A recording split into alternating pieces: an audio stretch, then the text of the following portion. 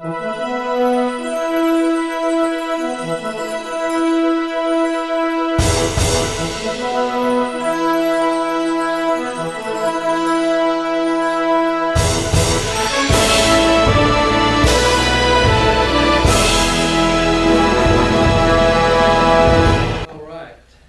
will be Galatians part 53.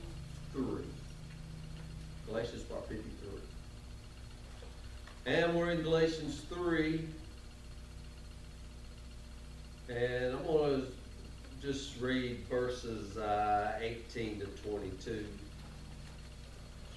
For if the inheritance be of the law, it is no more of promise, but God gave it to Abraham by promise. Wherefore then serveth the law? It was added because of transgression. Transgressions till the seed should come, to whom the promise was made, and it was ordained by angels in the hand of a mediator.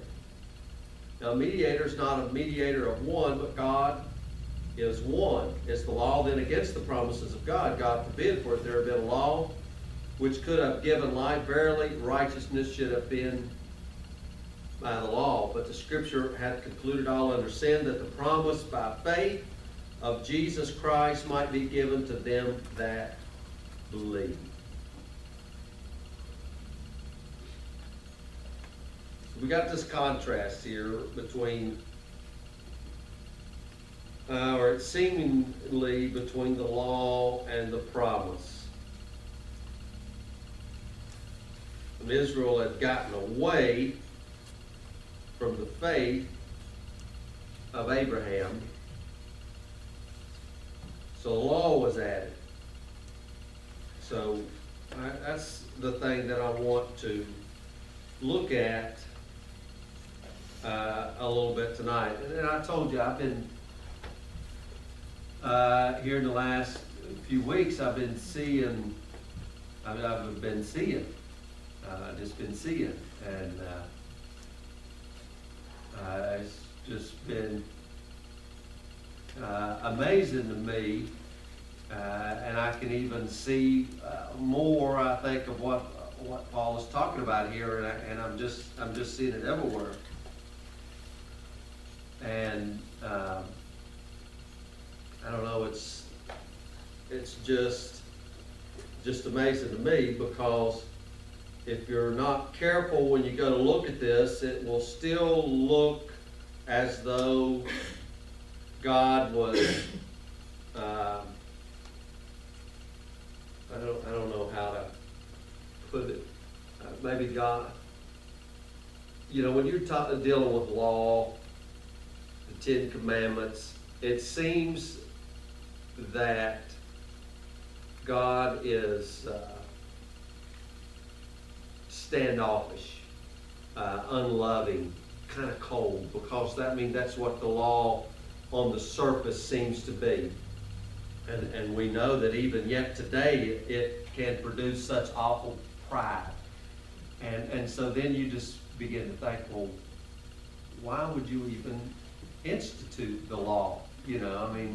Why even give it? And this, I can see the thing that come up here between the Galatians and what Paul is trying to tell them, because, this such a strong pull from the grace that they had received and were walking in, and the Judaizers come in and are drawing them back, or I should say drawing them back. The Galatians were never under the law. They're being brought into this system of bondage, and this system, that we've talked about so much, that Paul didn't realize how much bondage he was in until the road to Damascus experience, and now he sees these Galatians being drawn into that. So he's making this contrast and putting it up against the promise that was given by Abraham, that Abraham received it by faith, and that the law that was given afterwards could disannul it. Is the law then against the promises of God? And if there had been a law given that could have brought righteousness, all these things that he's saying here. And I'll be honest with you. I always, you quote the Scriptures Jesus, same today, yesterday, forever, and all these things. But then when you look at this law and some of his dealings, you think, how could this be? Is God a loving God, or is he a God ready to kill you at the first moment of your breaking contract or breaking covenant? Is he just... And you know that that is still preached to this very day. God's on the verge. This nation don't turn back to God. He's going to turn it over, and he's had enough. And never seen the long suffering of God, never seen the mercy of God, never understanding the grace of God, never, just forgetting. And I think this is a point that I had gotten to, maybe. Forgetting that God is love. And that everything that God does is love. I mean, it's who he is. So even in the giving of the law, it's love. And this is one of the things that I want to maybe just try to show you a little bit today. That Paul is reminding these people, or bringing to these people's attention. I mean, I look for it, the inheritance be of the law. I mean, there's so many of these words here, inheritance. Be of the law, it's no more promise, but God gave it to Abraham by promise. And we can't forget this fact.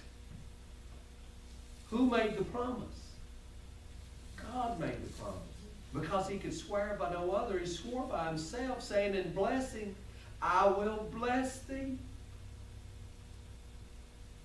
I mean, look, he made a promise. He didn't say, okay, Abraham, if you do this, I'll bless you. He swore that in blessing, I will bless thee. Come out of your tent, Abraham, look at the stars. See if you can count them for the multitude. Look at the sand of the sea. I'm going to bring about a seed, that in this seed all nations will be blessed. Has nothing to do with do's or don'ts. I will bless them. Why? Because that's who I am.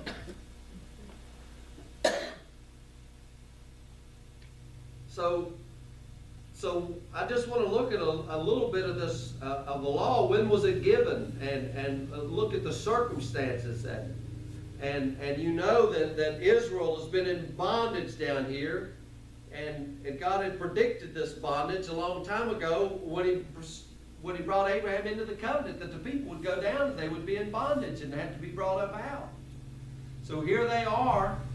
And we know that Israel is referred to. Israel is my son.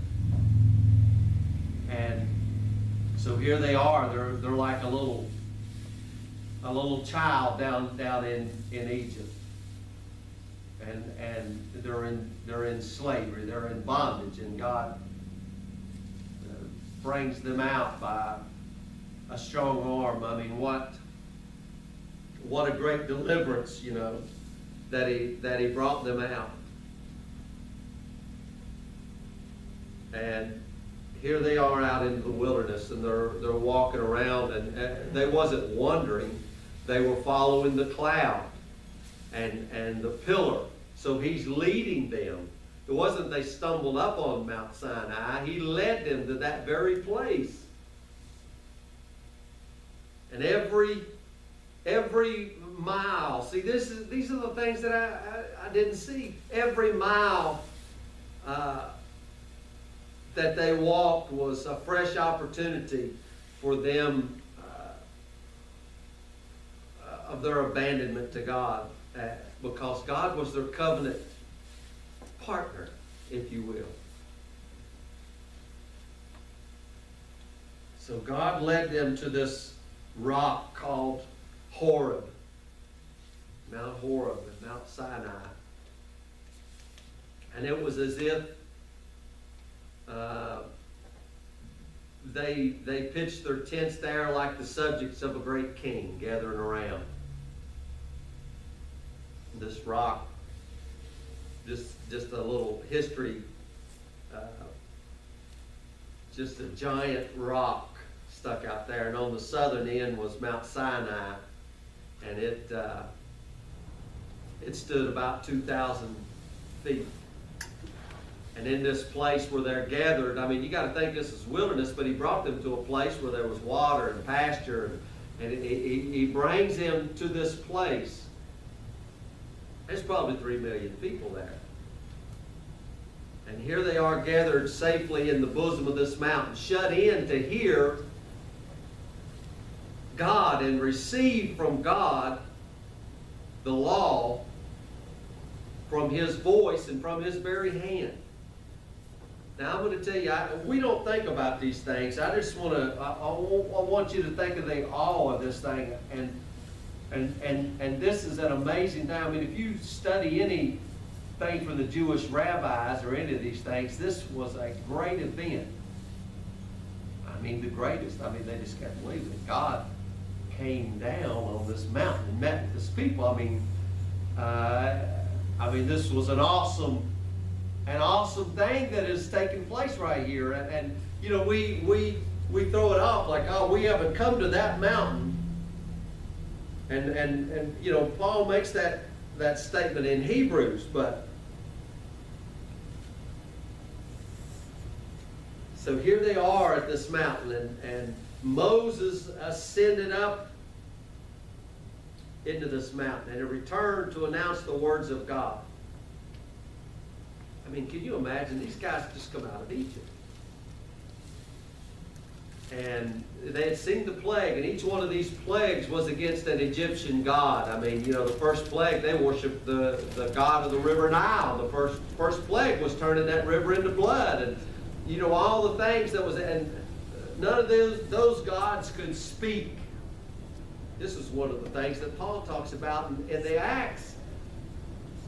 This is a God of action, a God that speaks. But He is reaffirming the covenant here. He's not doing something different. God to Israel is reaffirming the very covenant that He made with Abraham.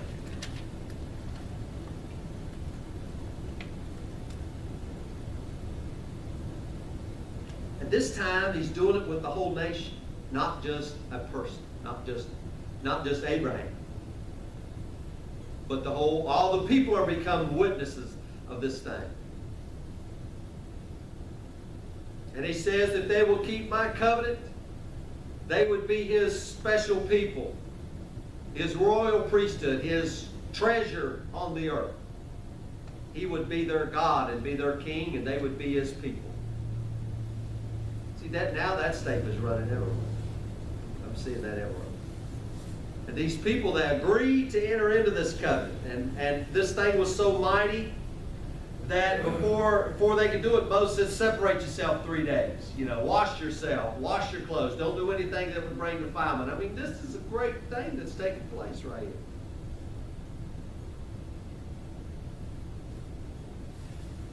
And on the third morning when they got up, I mean, you know, they get up out of their tents and they go and they look up on this mountain that Moses just went up to, and they began to look as the day breaks, and they see this mountain is covered in thick clouds, and lightning is flashing all around, and thunder's booming everywhere. I mean, it's like a great drum roll, gongs banging, that this God is announcing His coming to meet with them. I mean, can you imagine this? I mean, this thing is mighty and it's awesome. And these people nobody's ever seen anything like this before. I mean, they didn't see none of this down in Egypt. I mean, this is awesome. So much so that they were all scared. I mean, you know they were. So they all, you know, they're all in retreat. Moses goes right up into the presence of God in this fire. I mean, it's almost like, who could enter into that? He went up into the presence of God, and God revealed Himself to Moses. And He revealed Himself in 10 words, or 10 commands. 10 words. Because that's all they were to the Hebrews. If you'll look at it, it's just 10 words. They're not sentences. They're just, 10 words. If you look at them in Hebrews, there's just 10 symbols there. And just a little bit. Exodus chapter 20. God spake all these words, saying, I am the Lord thy God, which have brought thee out of the land of Egypt, out of the house of bondage.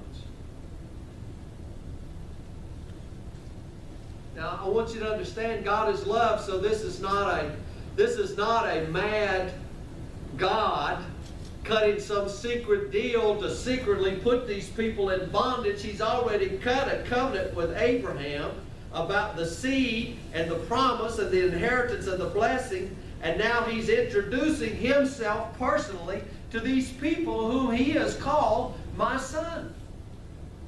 This is love speaking. We can never forget the fact that God didn't just become love when Jesus raised from the dead. It's who he is. This is love speaking. I am the Lord thy God. The one that spoke to Abraham, the one that promised to Abraham about this seed. I am the one that brought you out of Egypt. I'm the one that brought you out of the house of bondage. It was love that brought them out. We could just say that. It's love that brought them out. It's love that guided them through the wilderness. It's love that protected them. It was love that fed them, that watered them. It was love that was a shepherd over them. It was love that was a shield to them. It wasn't like the Egyptian God that had recently destroyed. He's the God of gods. And not only that, this God is speaking. The God, he who loved them is now speaking with them in a language that they could understand. I always wondered that. I mean, where did language come from? Just they could understand. Thou shalt have no other gods before me. Thou shalt not make unto thee any graven image or any likeness of anything that is in heaven above, or that is in the earth beneath, or that is under the water. Everything the Egyptians had did. Thou shalt not bow thyself to them, nor serve them, for I, the Lord thy God, am a jealous God, visiting the iniquity of the fathers upon the children to the third and fourth generation of them that hate me, and showing mercy unto thousands of them that love me and keep my commandments.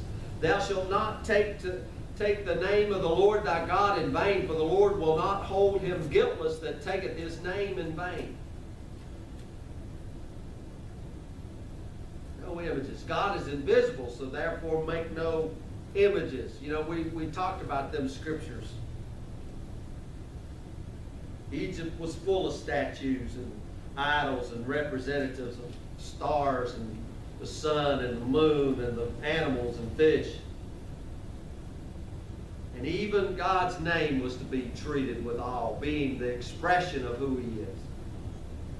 Remember the Sabbath to keep it holy. 6 days thou shalt labor, do all thy work, but the seventh day is the Sabbath of the Lord thy God. In it thou shalt not do any work, thou, nor thy son, nor thy daughter, nor thy manservant, nor thy maidservant, nor thy cattle, nor the stranger that is in thy gates.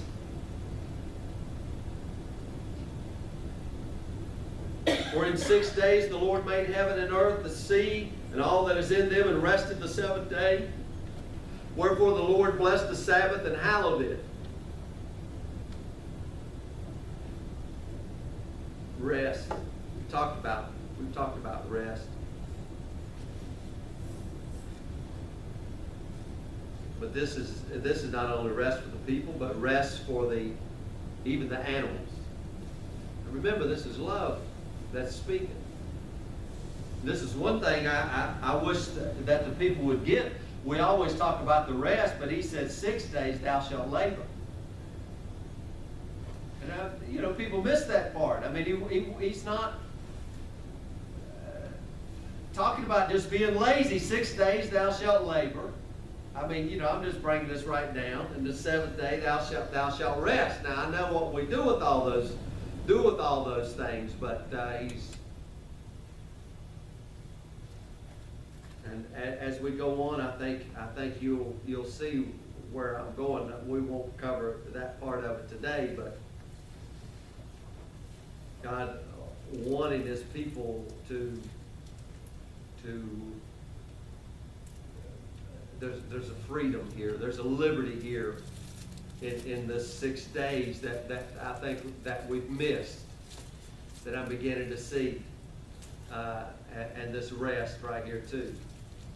Honor thy father and thy mother, that the days may be long upon the land which the Lord thy God giveth to thee. See, you got to understand when this took place, and I didn't know this. Is just doing a little history. Back in those days when the parents became old, they would kill the parents. And if they didn't kill the parents, they would take them out and let the wild animals kill them. They didn't want to. It was so hard to keep them, so they just. This is a land of barbarians. Think where Abraham come out of. People say, "Oh boy, I want to go back to the." They were sacrificing children. People would raise up children, just have one so they could offer to a god. So you think they respected parents? Why, heck no. And the thing was, as soon as the dad was dead, the eldest son took over, and the mom then became the servant to the eldest son. So, now can you bring this up into the prodigal son story and understand that when he wanted his inheritance, he's announcing his father's dead? The same thing that Adam did down in the garden. I'm not going to live by that. I'm not going to live by you. I'm going to live my own life. You're as good to me as dead. Notice where this started. I will be your God and you'll be my people. This is the covenant that I will make if you'll walk in this covenant. This is the promise that I made. I will bless you. But see, now He's given these laws, these commands, these words. He's revealing Himself to them. Now parents have a place in this thing. Family has a place in this thing. And there's society that, you got to remember, these people he's making a people are slaves. They're just slaves. That's all they've ever known. They've never known freedom. They've never known any government but bondage. That's all they've known. The whip on their back. That's all they've ever known. And now God is bringing them in to be His people. And He's showing these things. He's revealing Himself to them. And their society would reflect their God at every level, beginning with family. Thou shalt not kill. See, life was cheap. But man was to see his God in the eyes of his brother and realize that life was sacred. All life. Thou shalt not commit adultery. We know they had all kinds of sexual perversion back then in their worship and all the things that they did. And now man is to be separated from this. Thou shalt not commit adultery. Thou shalt not steal. If man's life is sacred, then his possessions also are sacred. Thou shalt not bear false witness against thy neighbor. Absolute truth between man and man was demanded. And in verse 17, thou shalt not covet thy neighbor's house. Thou shalt not covet thy neighbor's wife, nor his manservant, nor his maidservant, nor his ox, nor his ass, nor anything that is thy neighbor's. This is the last of the words that came from God, and this one governed all the rest. This is the very one Paul referred back to. I hadn't known lust except the law said, thou shalt not covet. Nobody ever talks about this commandment because this commandment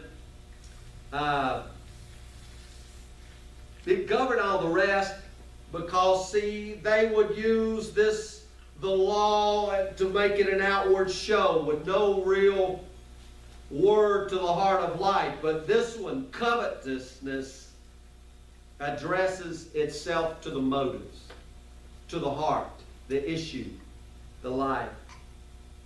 It confronts man with all the attitudes that lie just below the surface of the soul.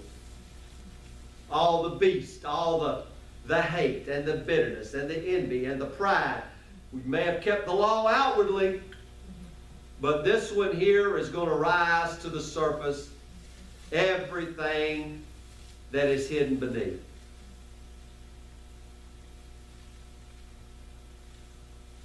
I mean, the man may have kept the law perfectly outwardly, which Paul did, and he even mentions that.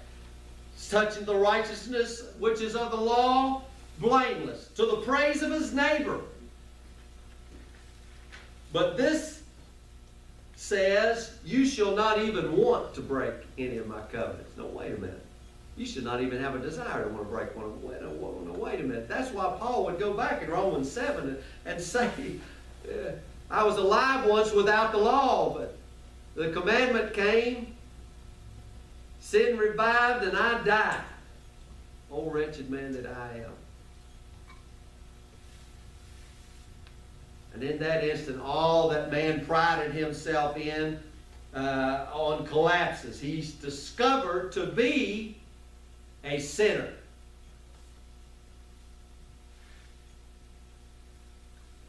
And after this, and verse 18, all the people saw the thunderings and the lightnings and the noise of the trumpet, the mountain and the smoke, and when the people saw it, they removed and stood afar off. God stopped speaking at this point. The Holy One, God himself, had just declared himself. And not only in declaring himself, in so doing, had described to them the kind of walk and lifestyle his covenant friends needed to walk in. Because a covenant here, because we're all dealing with covenant.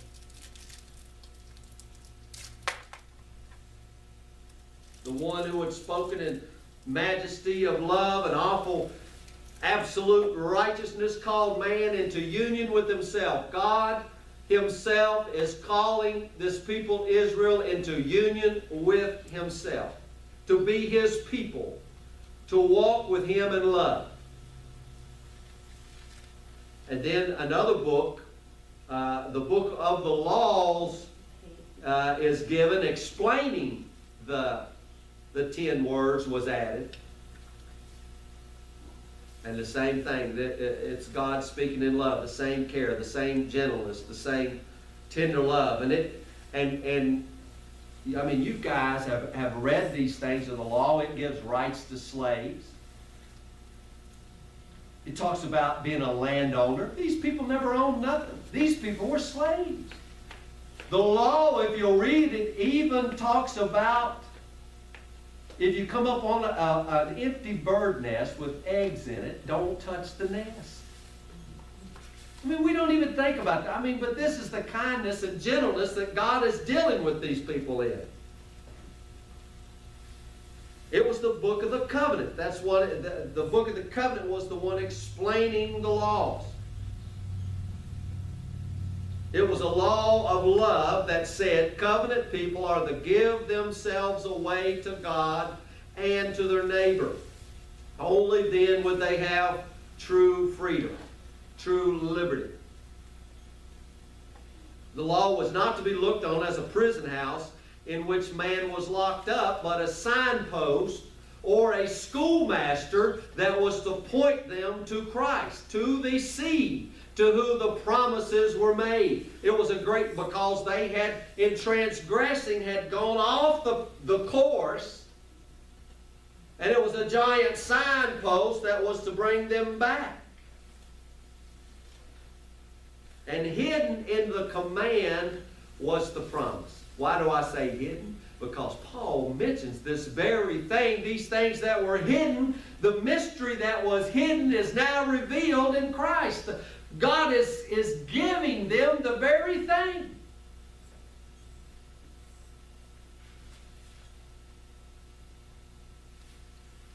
What thing was that? See, here is the thing, and this is the thing that yes, we know we're talking about Christ, but listen, God was calling these people to such a life, a very life that He just mentioned. God is calling them to that very life that He just mentioned. Honor thy father and thy mother. No other gods. Remember the Sabbath. Thou shalt not covet. God is calling them to that life, but hidden in the midst of that, it was God's promise that He would be the enable them to do so. And this is the very thing Paul is talking about in Galatians. What do you mean? Christ in you.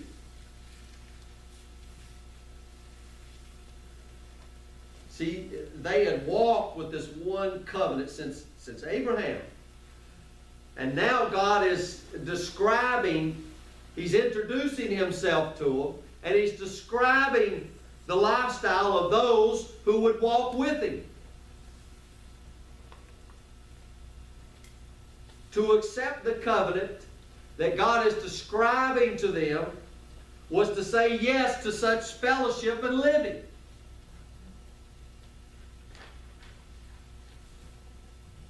And we know that they said yes. They said, yeah, we'll do that. So the covenant was cut. God was giving Himself away to that nation. God was becoming married to them. And we know that. I mean, we know that.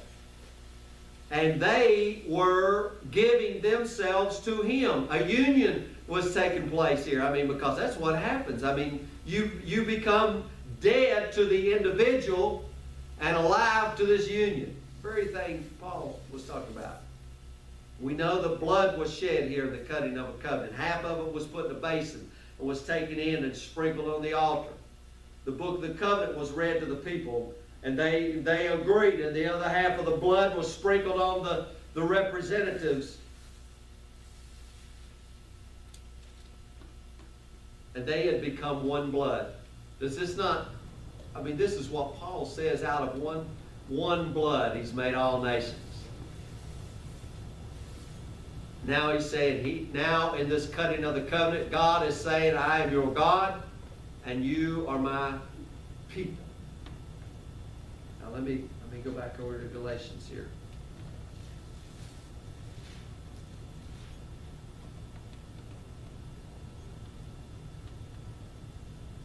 Is the law then against the promises of God? Was this cutting of the covenant an intrusion against the covenant that was given to Abraham?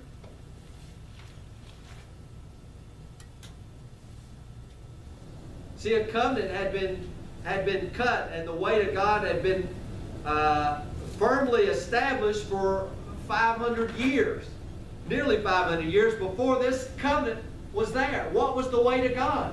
The way to the God was the way of faith and trust in God. That way was firmly established with Abraham, right? Abraham believed God. It was counted unto. So the way into God had already been established. So was this now an intrusion onto that? Was this showing another way? Was this now a canceling of that one way and introducing something else? Something else that a man could work hard at keeping the law and work hard at entering in and staying in covenant by merit and by the sweat of his own willpower? Is this now to supersede what was given to Abraham by promise?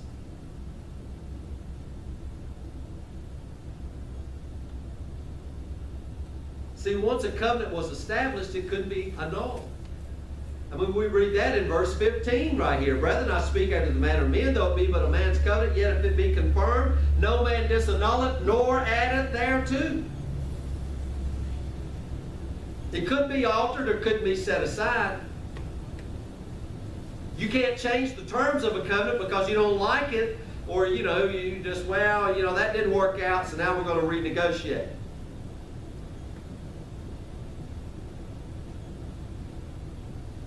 So God, just God, so God who was justice cannot by his own being change the way of approach and fellowship.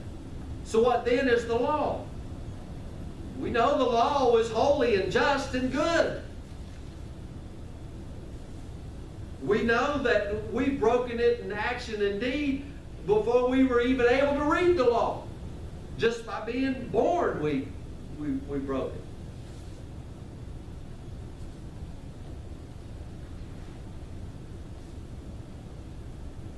Is the law then against the promises of God? God forbid, for there have been a law which could have given life. Verily, righteousness should have been by the law. It was given to show man how badly he needed the way of grace through faith.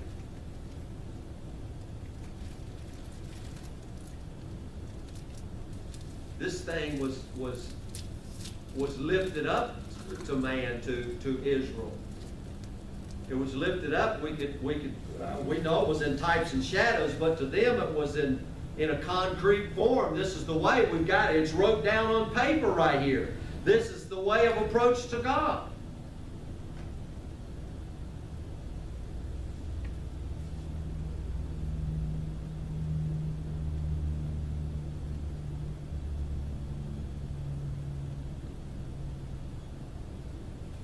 See, this wasn't calling man to try and accomplish it by himself and to show God that if I tried hard enough that I could imitate him.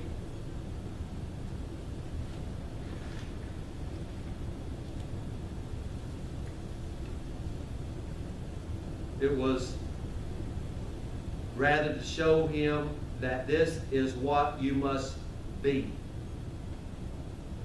And you will never accomplish it independently of me. Therefore, the law drove man back to the covenant that he established with Abraham. It drove man to despair regarding his guilt. Man, that's Romans 7 all over, oh wretched man that I am.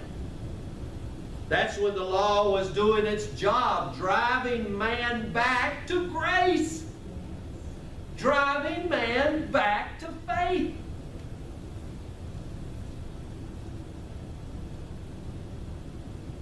It showed man's real need for God's unchanging love. You know, it's like every morning when I get up, I know I need to shave. And you know, I like to shave.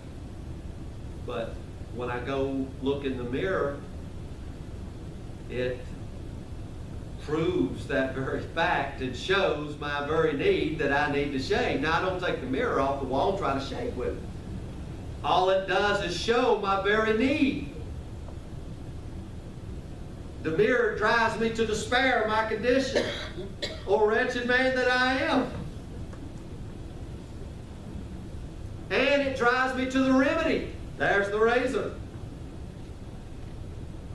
So the law was the mirror that was driving them to despair. I mean, you wake up and you say, I know I can't face God with this sin going on. And this is why the people out there are, you better get the sin out of your life, because they feel it. And the law is doing its job. That's what it's supposed to do. It's supposed to drive you to that place. And you go out there and you try so hard to get that sin out of your life. This is why Paul would say, my God, if you miss this sacrifice, there is not another. Don't neglect this so great a salvation. You won't find it out there, and you're trying to keep this thing and observe this thing and to do this thing. And oh, foolish Galatians, who has bewitched you to try to bring you back to that very thing? You will not find it there. This promise was given to Abraham before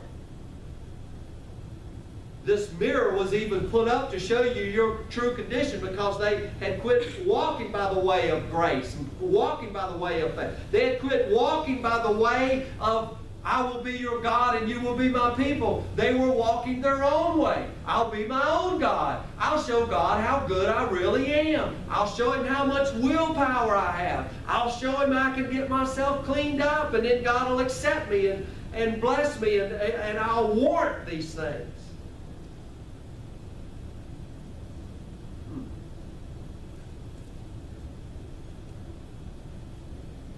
See, we're blind to our true condition. Convinced that we can be good independent of God.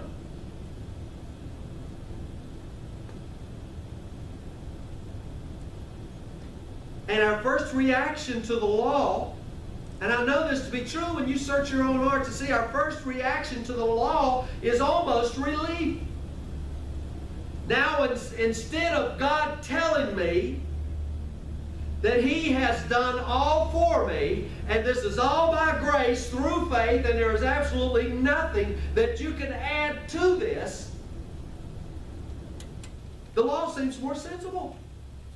Because now you join the church, now you got something to do. Now I'm called to obey his commands.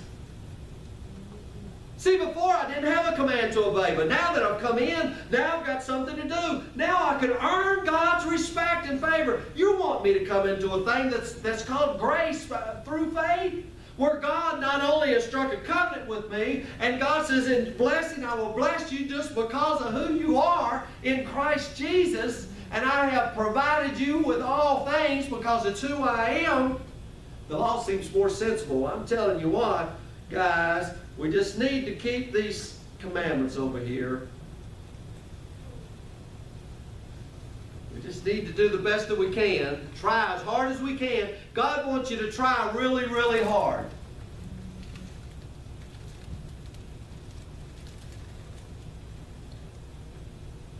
Then there's that 10th command, the one Paul said, I had known lust except the law. It said, thou shalt not covet.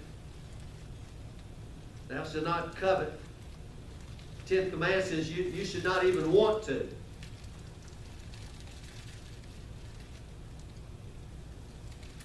Most of the times that was not even noticed. And the commands are treated as a list of rules for an outward man. And just like the Pharisees and the Sadducees, it becomes too easy. I mean, think how easy Paul said, it's touching the law. Man, I was blameless. It become too easy. We need to add more stuff to it, because now God said keep the Sabbath, but how far should a man walk on the Sabbath? Let's bring this thing on down a little bit more. And let's, because I know this guy walked 1,500 steps the other day, and I only walked 800. So it's too easy just to rest on the Sabbath, so let's add some more stuff to it. And they did those things, because all they're doing is trying to bring in subjection to the outer man, so that they could look out and say, look how good, and look how holy, and look how just I am. Independent of God. God gave us these rules right here to go by. Come on, God, you got something else any harder for us to do? I mean, this was too easy. And then they look at the pagans out there, the Gentiles who don't even have a law, and they just look on them with disgust and call them dogs and think,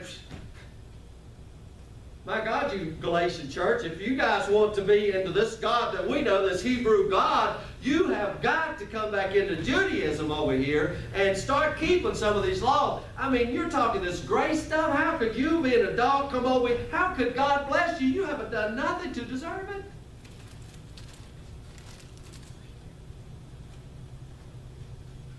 The grace of God is offensive to these things.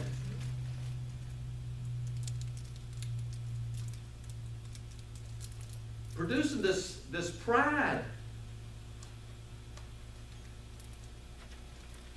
But see, this law now, when it really starts to work and it really starts to do its thing, I realize this thing is touching a heart thing down in here. I realize I'm a sinner by nature. Is the law evil then? No, it's holy and good. It's effectively shown me that I am the wrong one. We've talked about that so much. It's shown me that unless God saves me, I'm lost. here's a little example. It's like a bull.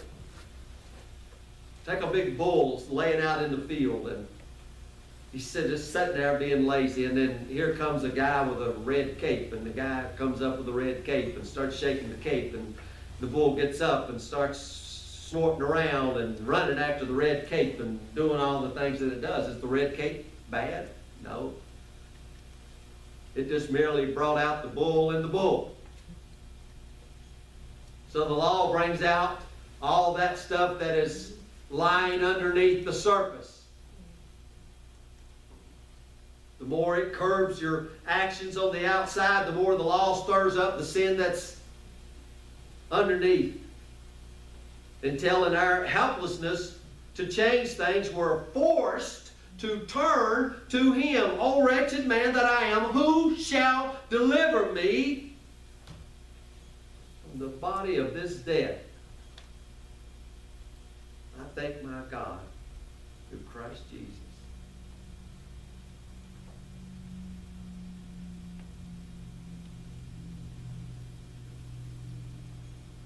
That's why grace, this is grace, this is God doing all in our salvation. This is why we looked at that so much. Abraham looking at his body, seeing that it's dead, looking at the dead womb of Sarah, knowing that he could bring nothing to this. God was going to provide all. All Abraham had to do was receive it. That's all he had to do, is receive it.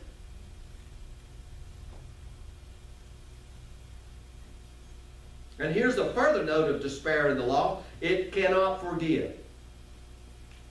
It knows no forgiveness. Justice must be done according to the law. The sinner outside of the covenant cannot go unpunishment.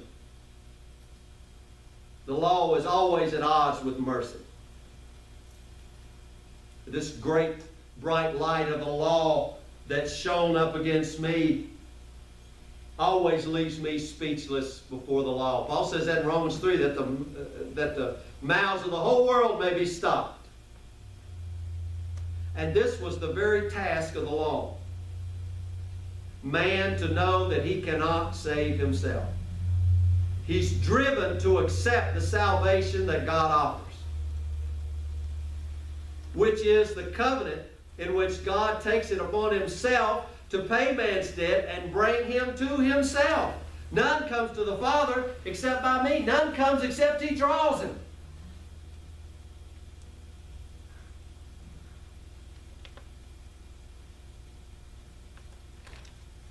How does He do that?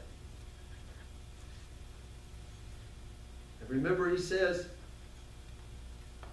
Abraham, I'll bring you to a land, an exceeding good land. Seed would come forth in which all nations would be blessed. Abraham received it by promise. Faith never originates with man. Faith originates with God. And faith, we're responding to something. I say yes to it. I say amen. The Queen of Sheba, when she came up, she amened it. There was no amen until she came and sing. We know that this covenant was an unequal covenant cut between God and man. Their part at this time was to receive what God was giving, not trusting in their own ability to be in fact helpless. This was the very thing that Jesus came and did when He was here. Walking, born in Nazareth. Jesus was helpless. What do you mean He was helpless? Didn't even have a word except it came from His Father. Miracle? No. He done nothing except what He saw the Father do.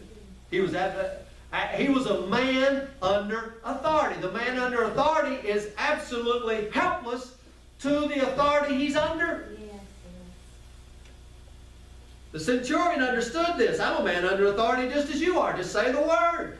That's what Jesus was. He was a man under authority. That's what Israel was to be. A man under authority.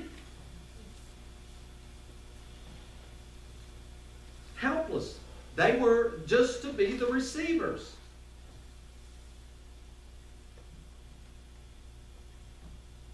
And see, this is the concept of covenant. Two committed totally to each other. Two committed totally to each other. Listen, so that means God committed totally to these people. And these people totally committed to him. In other words, I will be your God. You will be my people.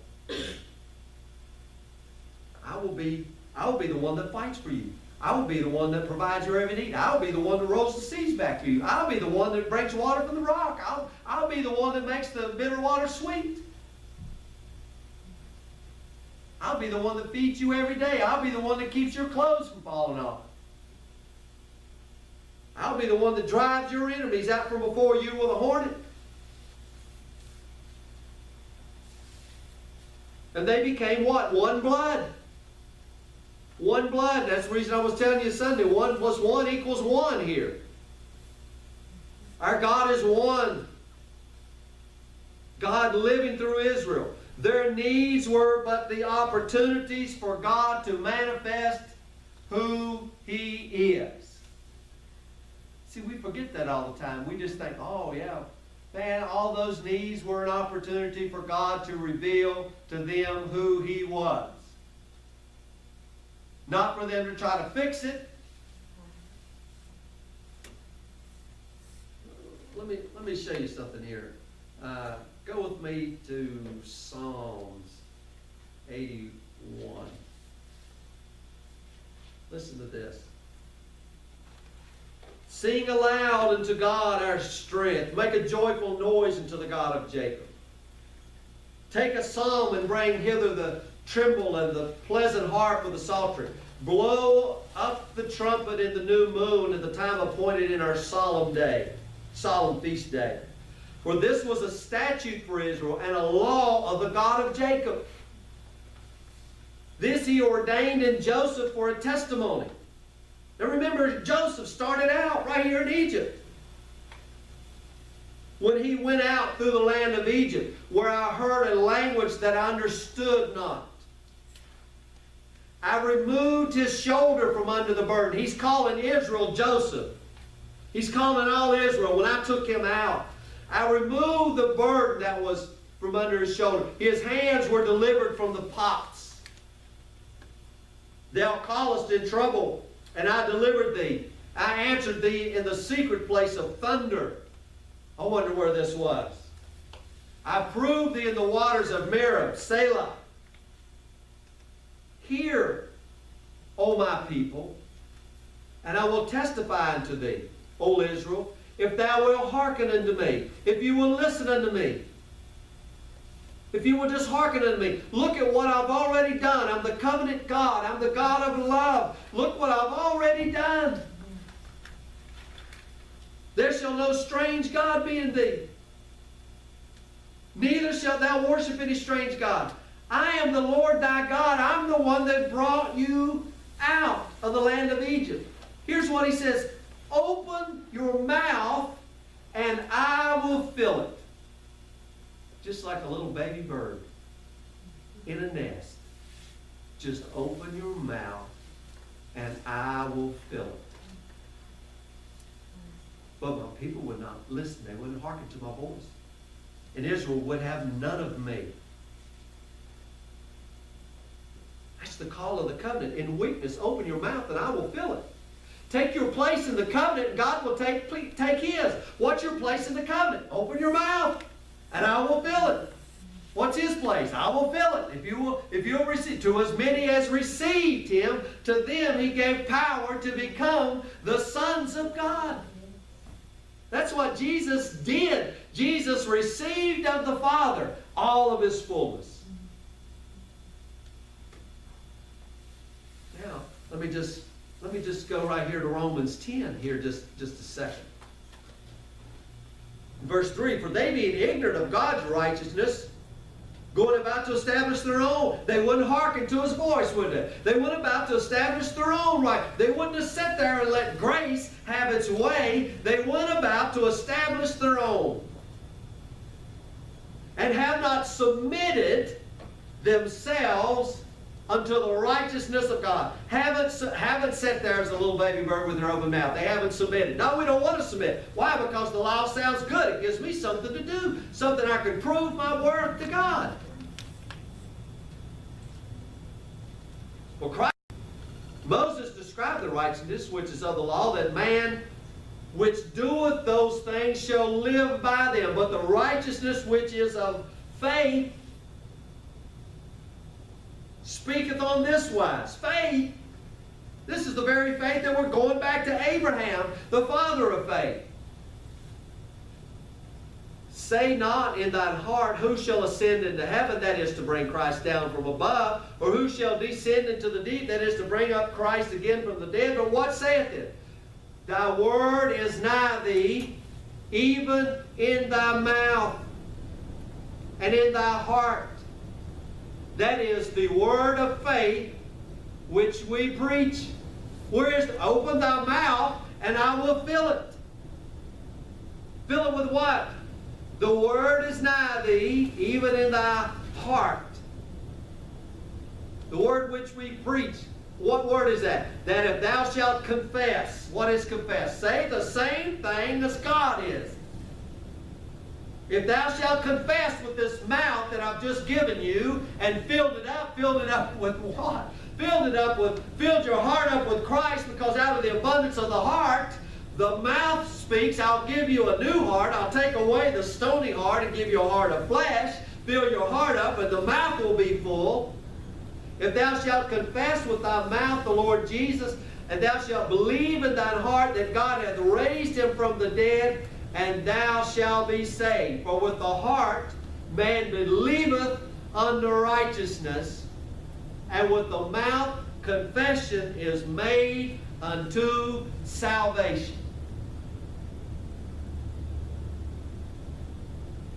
Remember, Jesus said they confess me with their lips, but their heart is far from me. Now, just this last little note here. God is a mediator. Now, a mediator is not a mediator of one, but God is one. Just a little quick note here. Because before, he's talking about Moses being the mediator. Now, Moses was the mediator of this covenant to them. Now remember, we're talking to a Galatian church here. They were not Gentiles. But the promise was to Abraham and his seed, and in that seed all nations would be blessed. But see, Moses was just a representing party here of the Hebrews. Gentiles weren't represented.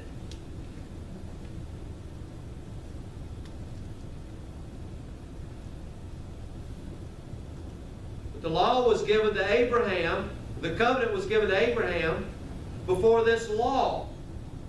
So this law could not affect the promise made to Abraham, which related to Jews and Gentiles. See, Jesus is not a mediator separating two parties. In the covenant of promises, Moses did. But he is one in both nature and office, representing all men and bearing in him all the fullness of God.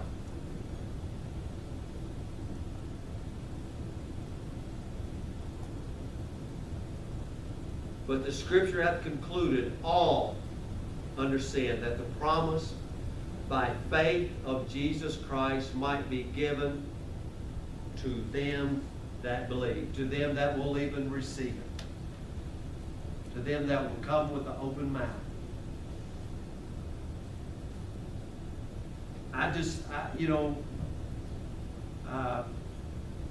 For myself, I told you I've been seeing some things.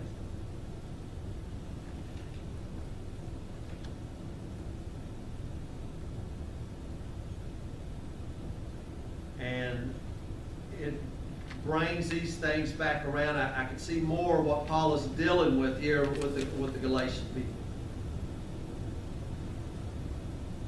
And I'm beginning to see more of the love and the long suffering, mercy, grace of God. I'm going to give you this one verse. Man, I just looked at this verse last night, and I just looked at it, and I couldn't believe it. You know, I've quoted this verse. I could quote it to you right now, but I just want to read it to you, because when I looked at this verse, I thought, does it really say that? Is that really there? Now this verse, you're going to know this verse. I mean, John, the Gospel of John, chapter 20, verse 17. Jesus saith unto her, touch me not, for I am not yet ascended to my Father, but go to my brethren and say unto them, I ascend unto my Father and your Father, to my God and your God. I thought, does it really say that? I ascend to my Father and your Father. I mean, I just had to go back and look, because, you know, we get so stoic sometimes and so pushed off, and I think, well, yeah, we know Christ is at the center of all of these other things, but my God, here he's telling Mary to go back and tell them now, God is your Father. Never before in the history was this it. Never before. I mean, Adam didn't say, oh, Father. No. Never before has this been declared. Jesus, in what they called blasphemy, made himself equal with God, because he said God was his Father. And now he's saying now. And see, the reason is because of covenant. Because he has brought them in to a brand new creation. They are now a new creation. A new creation where God is their Father and they are his people. And he has sworn by an oath that in this seed you will be blessed. I will be in you the enabling of the whole thing. I will be in you the ability to even call on my name. I will be your shield. I will be the one that fights for you. I will be the one. He said, go tell my brethren. Go tell my brethren. Listen, Jesus said, tell my brethren, my brothers. My brothers. You see, this is covenant language. I ascend unto my Father and your Father, and to my God and your God. And I couldn't see it. I couldn't see it. And I thought, wow, this is it. This is the point that I was missing. We thought the blessing, yeah, God just blessed Jesus. Well, my God, in his blessing of Jesus and giving him all things, that means he's given you all things, because Christ is in you. That means you're in covenant relation. So this is the point that I began to see. Just as God loved his Son, that blessed Son, that's the same way he loves us. I couldn't see that. I couldn't see that. I didn't see it. I was like blinded to it. And I said, my God, that's exactly, to the same extent God loved his Son and raised his Son up from the dead, and his Son would call on his name and he would hear him. It's the same extent he loved us. Why? Because God is a covenant God. And he swore by himself, because he could swear by no other, that in blessing I will bless you. I have given myself to you. And I have sworn that I will be your God. In other words, I have sworn that I will be everything to you if you will just open your mouth and receive it. The word is nigh thee, even in thy mouth, if thou shalt confess this blessing. What blessing? The blessing of the Lord Jesus Christ. Then thou shalt be saved. Man. My Father and your Father. All right.